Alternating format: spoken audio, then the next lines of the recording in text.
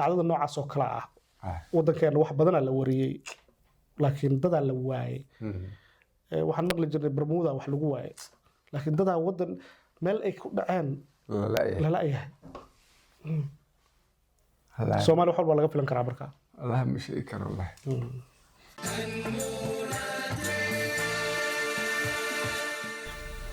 asalaamu calaykum kulanti wanaagsan khiyaaray ku soo dhawaada ha noolaato aniguna waa ayaan la xuseen cabdi marka laga sheekeeyo Soomaaliya wax badan ayaa laga sheekeyn karaa markay noqoto dilka dhaca boobka iyo kufsiga waxyaabo badan oo dhacay markii burburku dhacay iyo dagaaladii sokeeye ayaa kamid ah waxyaabaha raadka kule dad badan oo Soomaaliya laakiin ma isleedahay dad nool oo ku sugnaa gudaha waddanka oo mar kaliya la waayay sida taariikhda marka laga sheekeeyo dhulka badda ku yaala ee la yiraahdo Bermuda oo diyaarado galay aan dib loo arkin dhacdo xanuun badan ayay ahayd oo ka dhacday dalkeena Soomaaliya 30 bishii June 2008 oo dad ilaa 5 qof gaaraya oo gaari saarnaa ilaa iyo hadda aan raq iyo ruux midna lahaynin dadkaasi waxaa goobjoog ah oo ka sheekeyn kara oo safarkaasi ku weheliyay Abuukar Cali Nuur oo loo yaqaano adeerka qarniga kana mid ahaa shaqaalaha hay'adaasi dadkaasi la waayay ka shaqeynayeen la yiraahdo Water for Life ama WFL Abuukar Cali Nuur ku soo dhaw barnaamijka ayaan la xiseen haddii aad u mahadsan tahay waxaan ahay dadka ku xiran barnaamijkaaga aad u dhageysta kaaga mahadcelina waanad ku mahadsan tahay maartan waxyaabaha badan oo aad maxaan ku rahdaa dadka daaha ugu rogtid aad u mahadsantahay Abuukar aad u mahadsantahay runtii waqti aan ugu simay waan kaaga mahadcelinayaa runtii inaad barnaamijkan marti ugu tahay adoo ka yimid waddanka Holland Abuukar waxaan rabnaa bal qisadaas ay wax u dhaceen 30 bishii June 2008 waxaad ka mid ahayd dadkii kaliya ka sheekeyn kara wixii dhacay bal iga sheekeysay wax u dhaceen wallahi ayaan la aad ma ugu sheekeyn kara horta runtii oo weli bartay damqata xanuun ku hayo waay waa qisaan weligeed hore loo arag marka waa dareemi karaa inay dhib ku keeni karto waay say wax u dhacaan marka dad la wadaagto xataa inaan dadka kala hadlo badan in muddo isla soo shaqeynay oon shaqo badan isla qabanay oo samafal ah oo maxaan ku rahdaa oon agoon ku gargaarnay badan iyo dad oo danyar ama aan iraahdo sida hadda Soomaaliya tira dadka la yeeso ama aan maartan aan la qiimeyn ayaan anagu maartan u taagnay runtii marka kulli waa maqashay Ayub Center oo marka ku taal ilaa iyo hadda shaqeysa oo maartan arday badan ka soo aflaxday oo raja aan lahayn maartan inay wax bartaan oon anaga keenay oo maanta meelo badan iyo hay'ado badan ma ka shaqeeya waddanka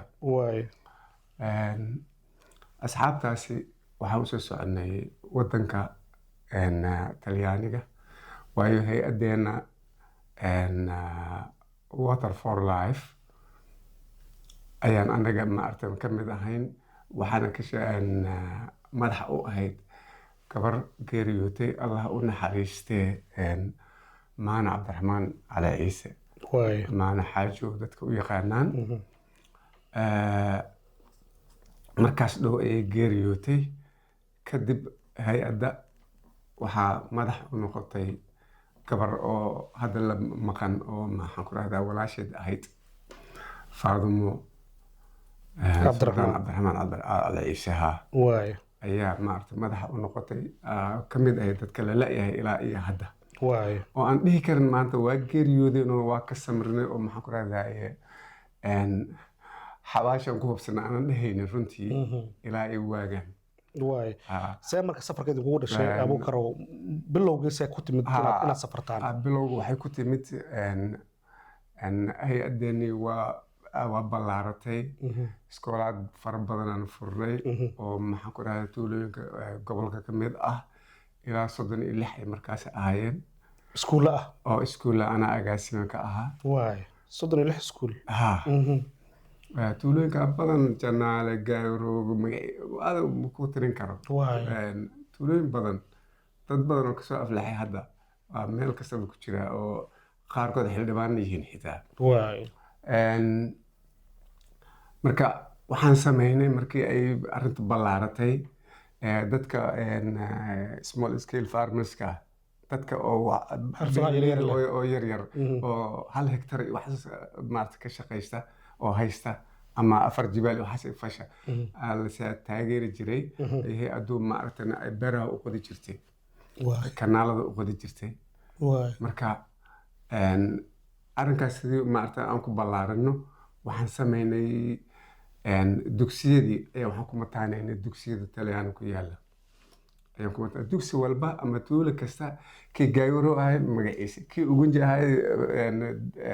aan xasaa dugsi Madonna Bianca aan ku mataanayn adiga ardadaas ayaa maartan loogu soo qaraabi jiray xaqiiqadii waxaan xasuustaa anoo Talyaaniga joogo maartan arday yar intuu istaagay wuxuu yidhi aniga bishaan oo dhan jalaata ma cunahay dugsiga ugunjaan ku taageeraa maartan shilimaadkii aan jalaatada ku iibsan lahaa waa arday Talyaani waa arday yar haa Talyaani aad iyo aad marka safarka Saudi ku dhashay magaalada markaad joogteen magaalada markaan joognay inaan soo baxno oo aan maartan dugsiyadii soo Talyaaniga oo nimaado oo waxqabadkeena waxaasna aan tusno ay horta maartan qorsheynaa ku saleysnaa waay markaan soo baxaynay waxaan ku fikirnay in hal gaari kaliya aan qaadano ilaa iyo xamar guriga markaan kasoo baxay wiil yar oo curudkaygan runtii ah oo maxaa u kar la yiraahdo ayaa wuxuu yiri aabe aan maxaan ku rahdaa ku sugootiyo oo hadhowtana aan xamar ka soo adeegto oo gaariga ku soo noqday marka waa gaarigaaga waay aniga marka waa ku diiday waxaa iri hal gaari kaliya badan tag joogniyo ma isagootinaysid waay markii aan dhaqaaqay waa ii ahaan weysay dibaan u fakeray yarka xogaa niyad jabkiisana waa diidanaa markii aan hay-adda imid waxaan ku iri aan sameyno 2 gaari aan qaadano waxay yiraahdeen aniga marka gaarigii oo waxbarashadan soo qaatay wiilkaygana ma artan waa soo raacay waa isla soo baxnay marka waa iska soo dad iska magiciisan baan ahayn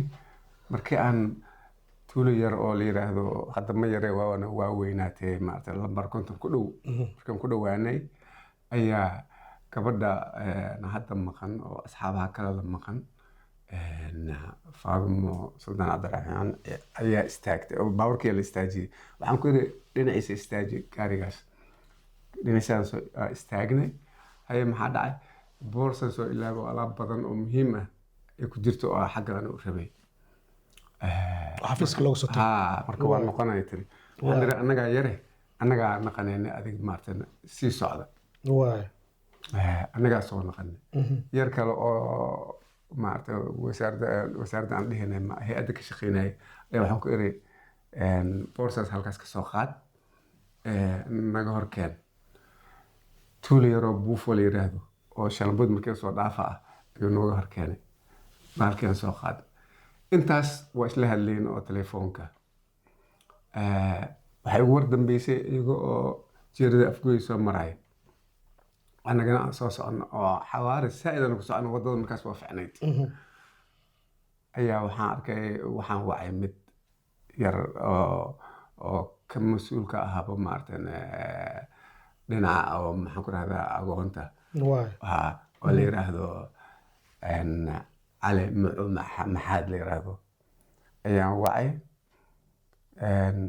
telefonkiisa waa daysiya waxaan wacay maxamuud yar la yiraahdo maxamuud cabdi aadan yar la yiraahdo oo maartan runtii hay-adda markaas madaxda ninka ahaan ugu da'yar ahaa balse nin oo waxbarasho fiican lehna oo markaas dhow maartan jaamacadda Talyaaniga ka yimid oo naf-aantiisa cusub markaa dambe ayuu maartan ahaa asna waa waayay marka gaariga ma qof saarnayd gaariga waxaa saarnaa darawalka gabadha oo aan leeyahay maartan maanay la dhalatay Faadimo cali macow oo waxaas yarkaas cali macow waxaas mas-uulka ahay agoonta ka kale waa maxamuud cabdi aadan ha intaas hay-adda u shaqaynaysa waxaa ku jiray wiil kale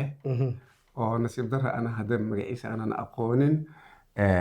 gaariguu soo dhinac istaagi wuxuu yidhi xamara rabaa isii qaada reer markuu ahaa magaalada xamar u socday inuu reer marka ahaa iyo in meel kale ahaa mashii kar laakiin xamar u soo socdaa wiilkii marka waa loo ogolaaday asaa ku shan ahaa isna waa maqan yahay hadda shantooda waa maqan yihiin marka taleefanadii wacday taleefanadii waa wada dansan yihiin markii aan maaragtay qofkii gaariga noo waday oo mas-uuliyiinta kamid ahaa naf ahaantiisa ayaa waxaan ku yidhi istaaj gaariga haye waa dadkii taleefanadooda waa dansan yihiin waa la qabsaday mindhaha naga joog wuxuu yidhi anteena baasaa kuu taageen fuli aad tahay waa baqaysaa naga dhaaf maya marka maxaa u shakaysa adiga aniga macnaha suuragal maaha sidaan aniga arkay afgooye iyo xamar dhexdooda maaragtan anteena ma bixi karto maba bixi karto marka waxaan idhi haddii magaciisii maqan yahay saddexdoodii maqan yihiin gabadha maqan tahay dansan yihiin haddana wuxuu yidhi yarka oo gaariga wade maade biil maade biil ma wacday maya wacahe dawadarwalkii asaan wacay waa dansiya asane markaasoo isla ila gartay shakigaasi weynaada shakigaa weynaada waa iska istaagna maxaad marka adigu marka hore tuun miyaa jiray cabsi aad qabteen ammaankiin waqtigaasi waxay ahayd isbaarada horta taaka ahayd balse baabuurta yaryar badanaaba maaragtay waa laga qaadi jiray isbaarada markiiba kuwa bialada ama gawaarida oo magaciisii oo dadweynaha ay lacag ka qaadan jireen lebis bas dhib kale ma jiro bas adiga waa istaagin in muddo ah adiga 20 daqiiqo nus saac meelahaas ayaan magaciis iska taagnay xagee istaagteen markaa waxaan istaagnay meel oo markii lambar konton la dhaafo ku aadan garoonka oo lambar konton ku aadan baldogle may baldoog maha garoonka oo lambar konton oo diyaaradaha markaas la isticmaali jiray ku aadan awaaska lambar konton adi wax yar magaalada saas usoo dhaafnay meeshaan istaagnay marka sababta u istaagteen maxay tahay waxaan u istaagnay aan hubsanno bal haddiiba ay maaragtay intaas nambar oo magaciisa la wacay ay maqan yihiin bal aan xoogaa sugno bal wixii magaalada iyo magaciis ka jira waddadaas aan ogaano saasaan anaga u istaagnay gabar oo waxaan ku dhahdaa u shaqaynaysay hay-ad kale oo talyaani ah oo agrosfer la yiraahdo oo beeraha ka shaqaysa oo afgooye ayaa gaarigeedaan aragnay waa istaajirnay wiilkayga ka shaqayn jiray anna waxaan is iri gaariga muu saaran yahay mugta usii sheeg inaad talyaaniga u socoto yarka kale oo ka labaad ah cabdiqaadir la yiraahdo markay istaajirnay gabadhiaan weydiiyey waxay tiri wiilkaaga maaragtay dhinacaas kale mubaarak dhinacaas xagga ayuu shaqo u aaday maanta nalama socdo haye waayaha u sheegay maaragtay aniga maxaan ku waa baxay wiilkayga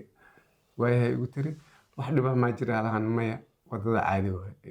afgooye kasoo baxday mugtaa dadkaana waa dhaafeen afgooye bas waxyar hadday ahaatay gabar kaloo iyadana geeriyootay oo reer marka asal ah oo maxaan ku rahdaa aan dhihi karabo maana iyo gabadhaasi labada maya gabadha kale waa istareen cabdi carush laba gabdhood oo waxay ahaayeen oo marka u soo baxay runtii markii ay dowlad la-aanta ahaatay dadka marka dhisay oo dadka taageeray ahaayeen labadoodii waa tageen ma ogta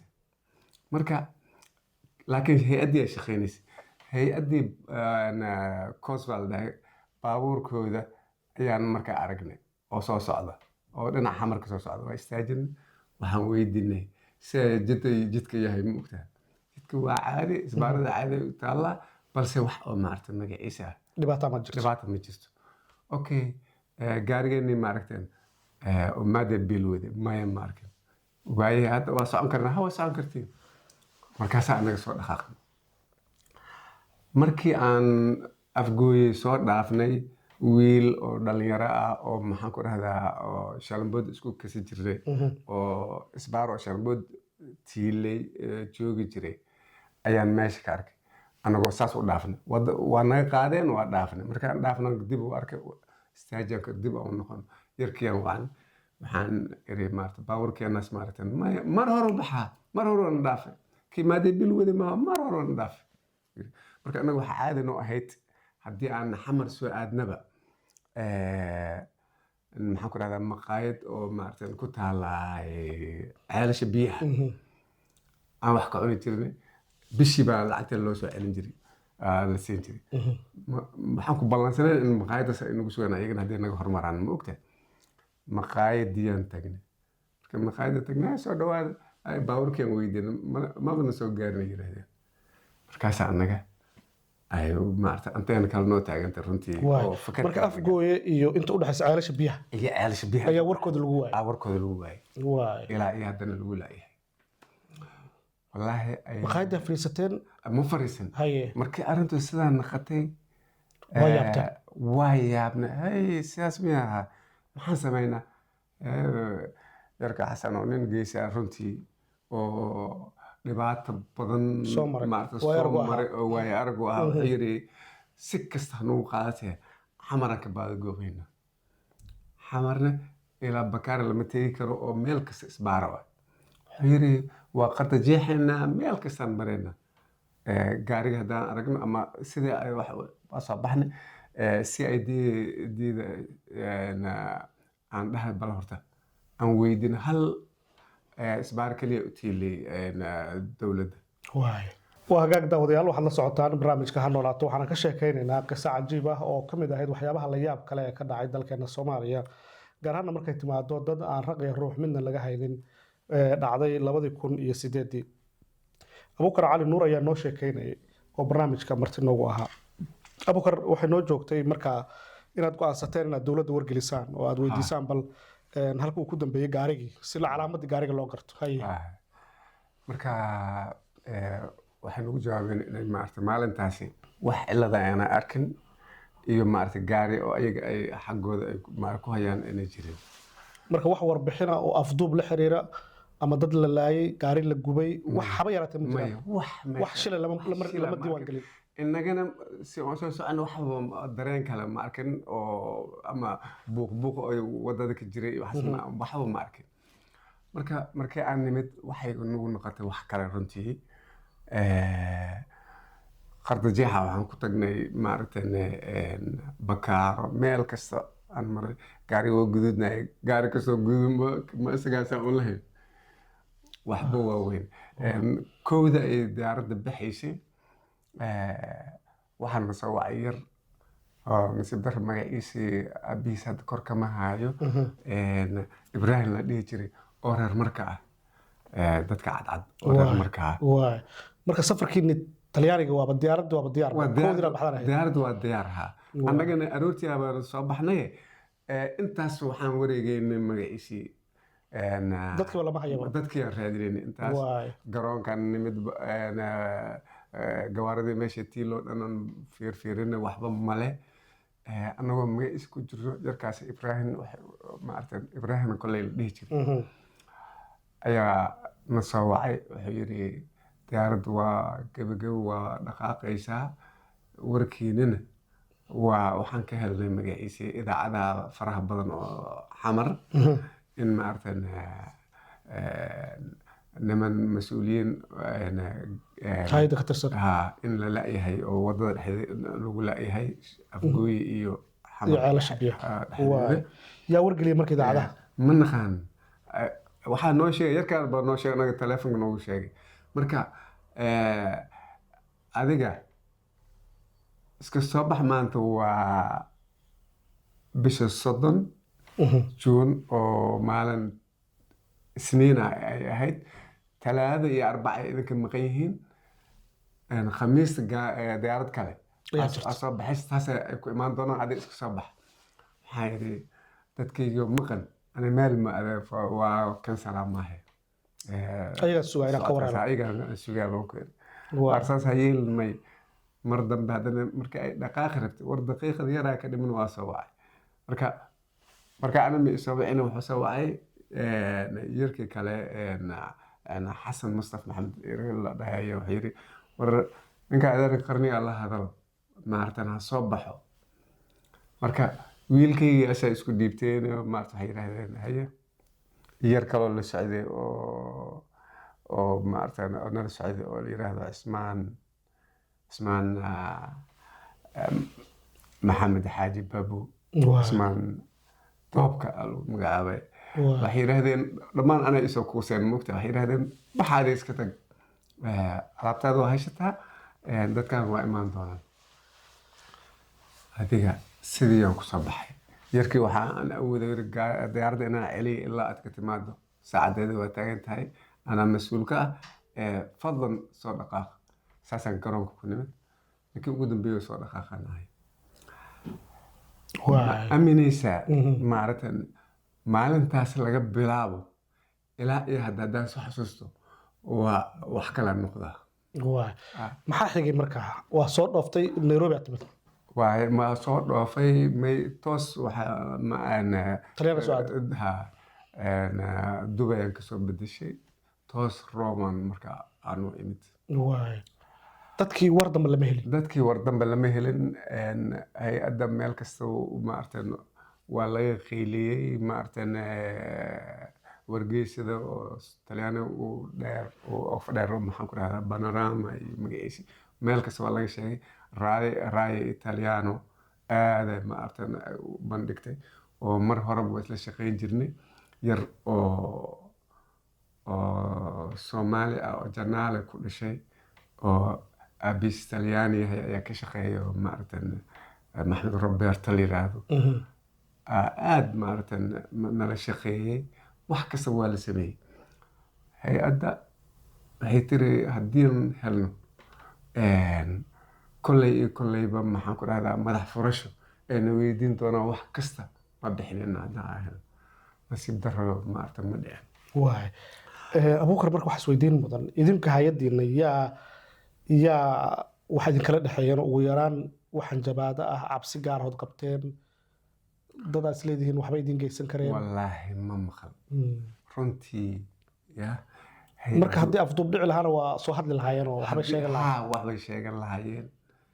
meel ay waxaan saarno ilaa iyo hadda waa wax cajiib ah ya oo maaratan weliba labada dhalinyaro maaratan maxamuudka iyo maaratan cali macowga ya ciyaal waa dad yar ay ahaayeen oo markaas dhow guursaday ciyaal yar haddana maaratan ayaa u joogay taasaa waxaa nagu noqotay wax kale maxaad ka taqaynay faadumo u weyneyd meesha hogaaminaysa hay-adda madax u ahayd faadumo qof aad maaratan u degan oo maxaan ku rahdaa waxay ahayd oo jecel dadka maxaan ku rahdaa liita in la taageero waxaan xasuustaa maalintii aan soo baxaynay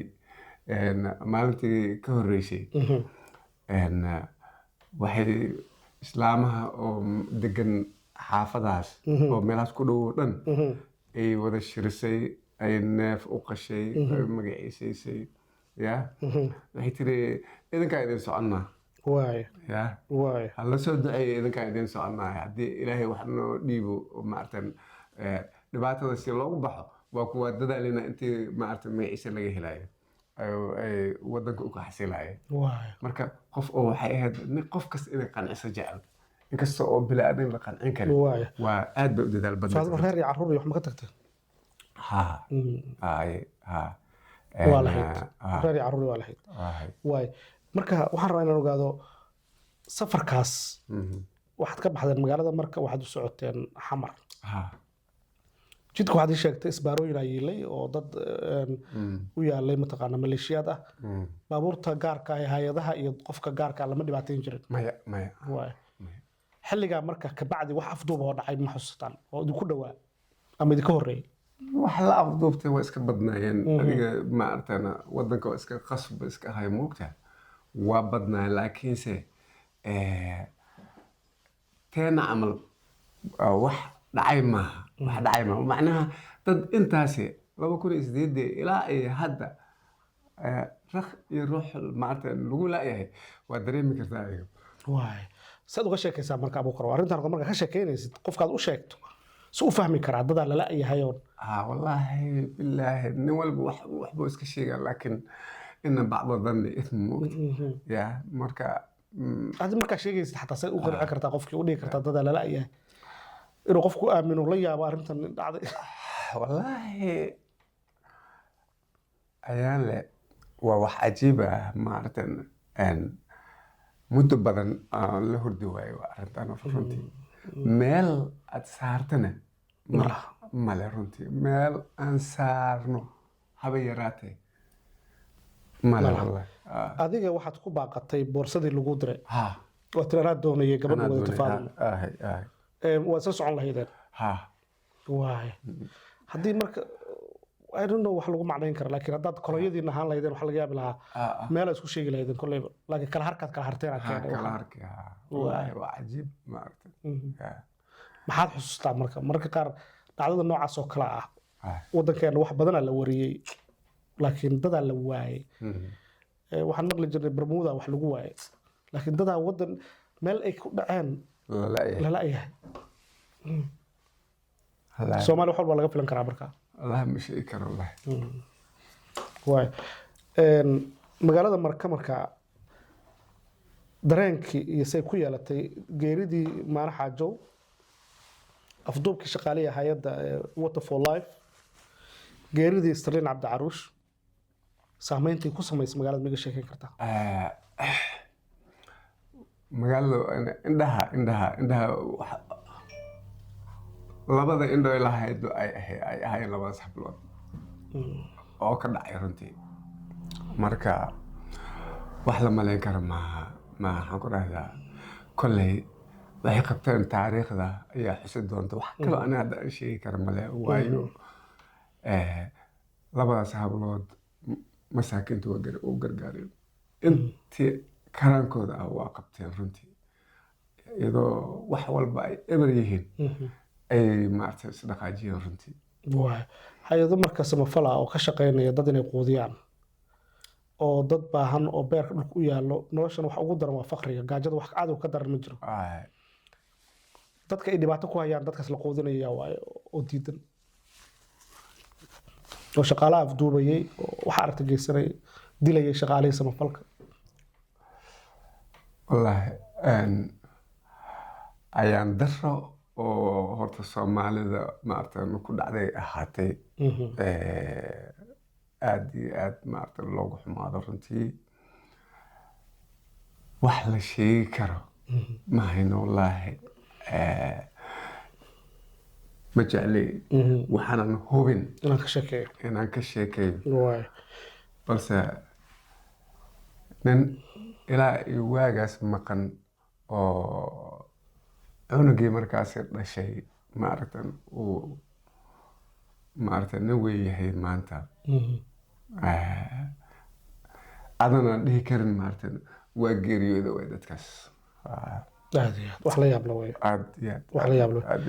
adiga marka inaad sii shaqeysay hay'adii xagee xalka ugu dambeeyay ani wallahi maaragtan adiga dan Talyaani waa iska taqaanaa maaragtan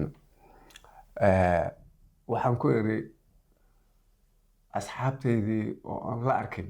aniga meesha ma ku noqonayaan ku iri isku aamin weyso wadanka waxay ugu yiraahdeen xafiis aan ku haysanaa waa ogtahay Nairobi tag meesha aad ka shaqeynaysaa haddii maxaan ku rahdaa ilaa 6 bilood kale la waayo markaasayto si tartiiba adigoo aan diyaarad raacin wada hoos mar maxaan ku rahdaa marka maartan hay'adii meesha tag ileen anaga waxaan rabnaa warbixin waxaan noo soo gudbiyay marka meesha inaad tagtid waa ay tahay aniga marka waa isku aamin weyso waa cuntan weyso waxaan iri absolute haddii dadkaygaba la hel ani meel kalun aaday ma dadka ka hor muuqdo meel dadkii iga hor muuqdo asxaabtaada lagu waayay adna maanta isku mahalayn kartid dadkii iga hor muuqdo ma hurdi kara habeen iyo maalin waa hortaagan yihiin ya caruurtii yaryareed iyo waxaan ku iri wax kale ay igu ahaatay maalin dambe marka saas go'aansatay inaadan mar dambe ku noqonin Soomaaliya waxaan ku iri waa aad iyo aad hay'adda waxaan iri wax kastaba sheeg markii dadkan la helo ayaan maaragtay bixi doonaa adiga marka 12 sano hadda dadka wali waa sugaysaa 17 maalmood ayaan maaragtay markii oo shaqadii dhamaatay Talyaaniga aan maaragtay ka wadnay aan maxaa kale hotel iska jiifay waay hawaysi marka waxba muuqdaan waxaan ku iri raalliga hada shaqada saas uga tagtay aad iyo aad u mahadsantahay Abuukar waa kaaga mahad celinaya waqtiga qaaliga ah maxaad jeclaan lahayd oo baaqa oo aad diri lahayd haddii lacala dadkaas ay nool yihiin maanta hadday maanta fariintaada maqlayaan maxaad fariinood gaarsiin lahayd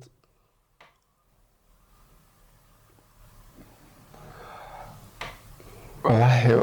waxaan iraahdaa male ilaahay haddii ay nool yihiin allah noo sahla unbaan leh maahane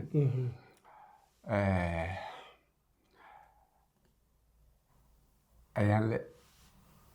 ilmahooda hadda waa dad waaweyn waay haddana maaragtan ma dhihi karaan maaragtan aabbahay waa geeriyooday ama xawaashta meeshaas ahayd ma dhihi karaan waa xanuun oo jira oo wax ka dhihi kara aan lahayn waxba ma dhihi karo wallaahi aad u mahadsan tahay Abuukar Cali Nuur oo loo yaqaano adeerka qarniga ayuu ahaa oo barnaamijka marti noogu ahaa daawadayaal oo ku mahadsantiin daawashada barnaamijkan cid kasta oo xog ka haysa hadduu Allah awood u ogolaado fariintan ay gaarto waxaan ka codsanaynaa in nala soo xiriirto oo ay waran soo siiso haddii ay suuragal tahay intaynu mar kale kulmi doono waxaan leenahay nabadgala wassalaamu calaykum waraxmatullaahi wabarakaatu si aad mar walba u hesho barnaamijyada ka baahan noolaato oo dhammaystiran waxaad u baahan tahay inaad rukumato ama subscriber ka noqoto barta YouTube-ka adiga oo markiiba heli doono barnaamijka markii aan soo gelino waad ku mahadsan tahay ku xirnaanshaha ha noolaato taageeradiinu wax weyn bay noo tahay mahadsanid